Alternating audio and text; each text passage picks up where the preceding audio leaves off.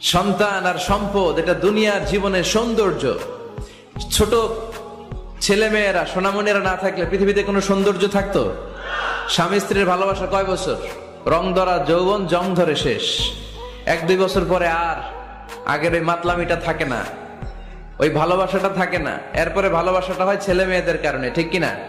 ঘরে গেলে আব্বু আব্বু ডাকে, আম্মা আম্মু ডাকে, ছোটাছুটি করে, দৌড়াদৌড়ি করে, কান্নাকাটি করে, রাগ করে বসে থাকে, রাগ ভাঙাতে হয়, এটাই মজা, ঠিক কিনা? এজন্য আল্লাহ বলেছেন জিনাতুল হায়াতি দুনিয়া। ছেলে মেয়েরা, সন্তান সন্ততি হচ্ছে দুনিয়ার জীবনের সম্পদ, দুনিয়ার জীবনের সৌন্দর্য। এক আয়াতে বললেন জিনা, আবার আরেক আয়াতে বললেন ফিতনা। ইন্নামা আমওয়ালুকুম ওয়া আওলাদুকুম ফিতনা। তোমাদের সম্পদ, তোমাদের ছেলে মেয়েগুলো যেমনি সৌন্দর্য, আবার অন দা আদার হ্যান্ড তারা তোমাদের জন্য ফিতনা।